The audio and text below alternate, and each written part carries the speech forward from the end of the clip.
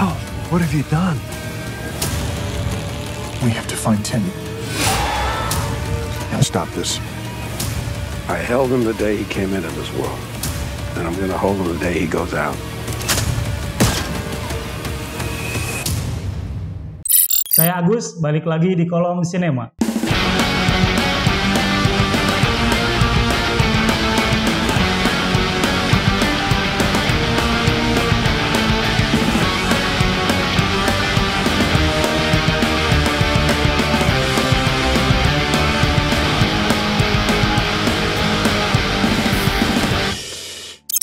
Suatu hari pada tahun 2019, seorang pendeta bernama Aplukau yang berkebangsaan Afrika Selatan pernah membuat heboh satu negara lantaran dia melakukan sebuah pertunjukan.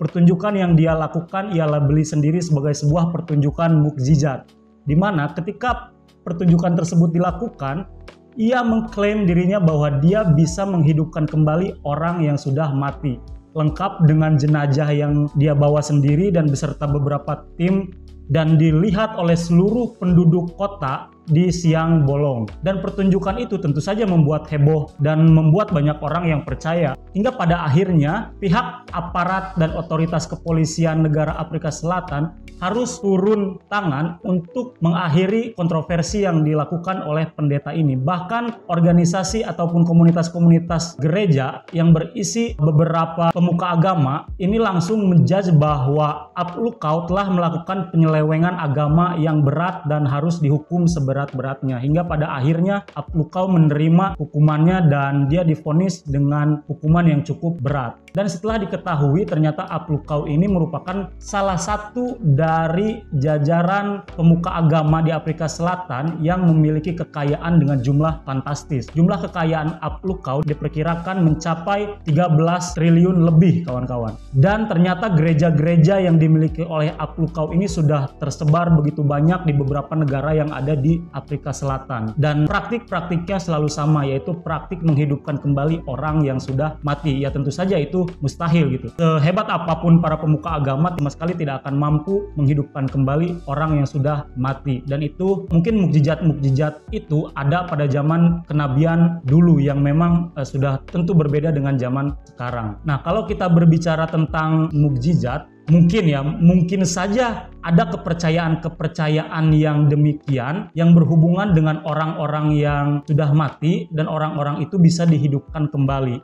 Entah itu kemampuan orang-orang tertentu ataupun tempat-tempat sakral tertentu yang dipercaya memiliki kekuatan untuk menghidupkan kembali orang mati. Nah, senada dengan hal tersebut, tahun 2023 bulan Oktober muncul sebuah film prequel yang berjudul Pet Sematary Bloodlines. Pet Sematary Bloodline itu adalah film prequel dari film terdahulunya yang berjudul Pet Sematary yang tayang pada tahun 2019, dan film pertamanya yang tayang bahkan jauh lebih dulu, yaitu pada tahun 1989.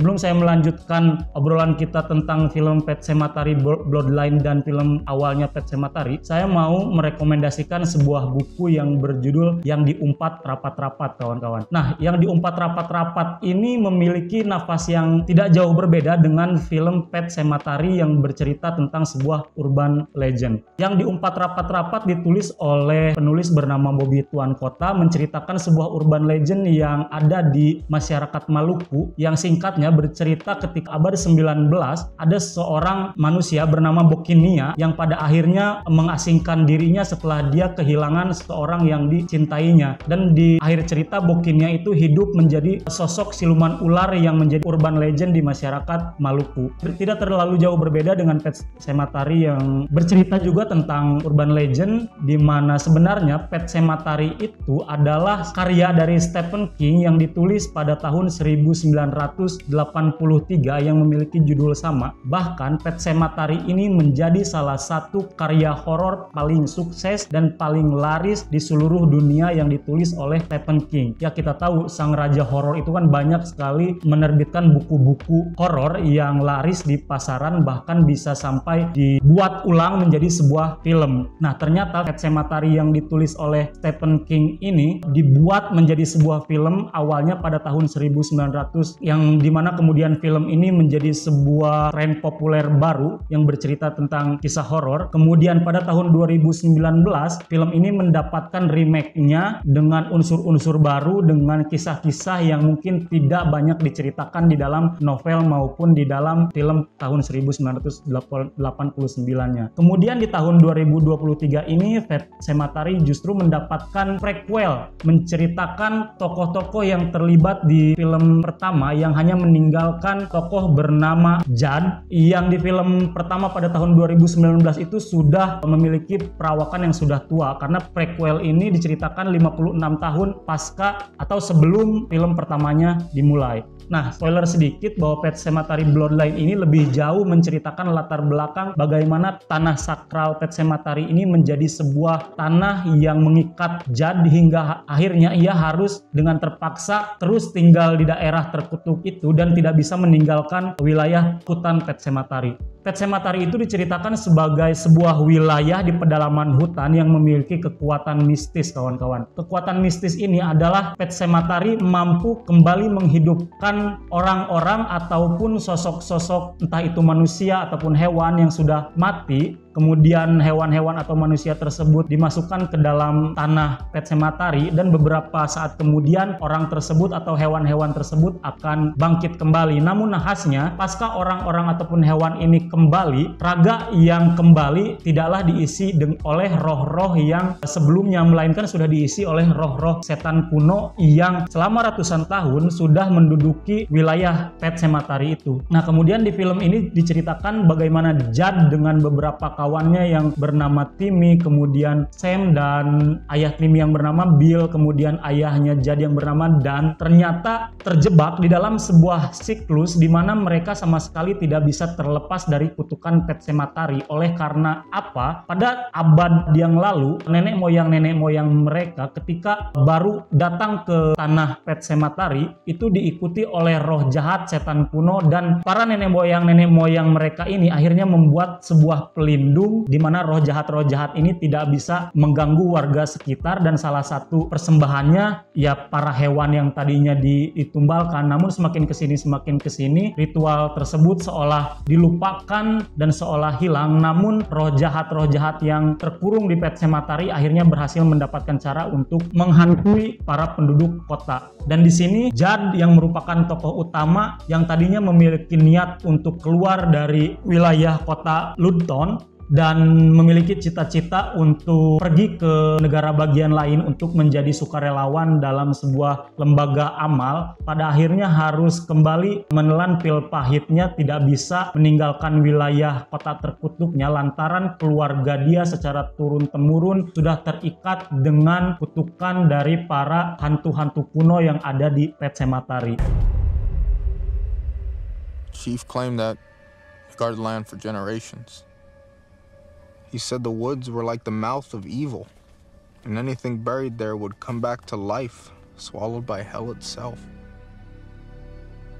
Itu mungkin secara garis besar film dari Pet Sematary Bloodline ini. Tentu saja film Pet Sematary Bloodline ataupun Pet Sematary pada tahun 2019 itu mengangkat sebuah hal yang baru yang berada di luar dari novelnya. Ketika novelnya bercerita tentang rasa kehilangan dari para keluarga dan memutuskan untuk mendatangkan atau dalam tanda kutip menghidupkan kembali anggota keluarganya melalui ritual Pet Sematary, tapi ketika keluarga yang sudah datang tidak lagi menjadi seorang yang mereka kenal sebelumnya. Nah, jika di filmnya justru berbicara tentang orang-orang yang sudah dimasukkan ke tanah Pet Sematary kemudian bangkit kembali dan akhirnya menjadi monster gitu, menjadi zombie yang memakan bangkai hewan bahkan bangkai manusia, dan akhirnya menyuguhkan pertarungan antara manusia yang masih hidup dengan manusia-manusia atau hewan-hewan yang sudah mati tersebut. Jadi tidak mengangkat secara tebal bagaimana bagaimana rasa kehilangan itu dan bagaimana mereka hidup dengan orang-orang yang sebelumnya sudah mati dan mereka bangkitkan kembali, namun itu tidak lagi sama seperti sebelumnya gitu. Justru pertarungannya lah yang lebih diangkat di film Pet Sematary Bloodlines ini, kawan-kawan. Dan ternyata Pet Sematary ini ditulis secara langsung oleh Stephen King, tentu saja berdasarkan kisah nyata. Ketika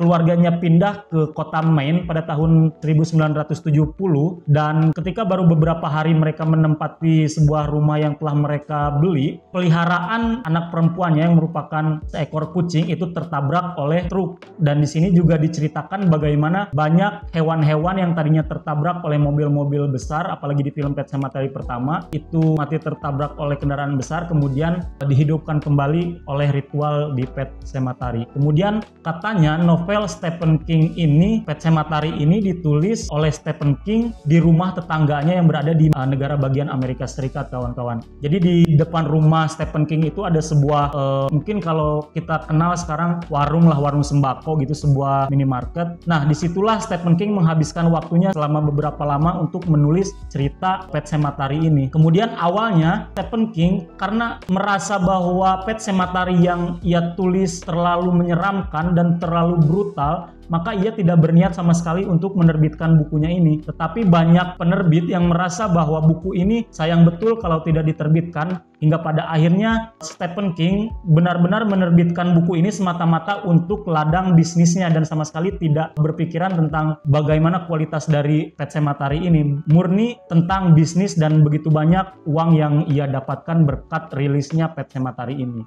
Kemudian novel Pet Sematary ini bahkan menjadi salah satu buku bestseller The New York Times yang terlaris sepanjang masa. Jadi bisa kita bayangkan bagaimana sebenarnya Pet Sematary ini punya kekuatan yang luar biasa untuk menghantui para pembacanya, pun pada hari ini untuk menghantui para penontonnya. Namun disebabkan oleh alih wahana yang tadinya dari novel dan beralih ke film, maka banyak unsur-unsur yang justru baru. Ya memang terasa segar gitu, tapi bagi para pecinta novel Stephen King ini menjadi sebuah kekecewaan bagi saya, karena ada sesuatu yang tidak terpuaskan bagi para pembaca ketika mereka menonton film Pet Sematary ataupun Pet Sematary Bloodlines, kawan-kawan. Itu yang bisa saya kan tentang film Pet Sematary Bloodlines. Kawan-kawan bisa nonton filmnya, kemudian kalau sudah nonton, kawan-kawan bisa komentar di kolom komentar. Jangan lupa saksikan terus konten-konten yang ada di Langgam Pustaka TV, dan tunggu pembahasan-pembahasan berikutnya tentang film ataupun series hanya di Kolom Sinema.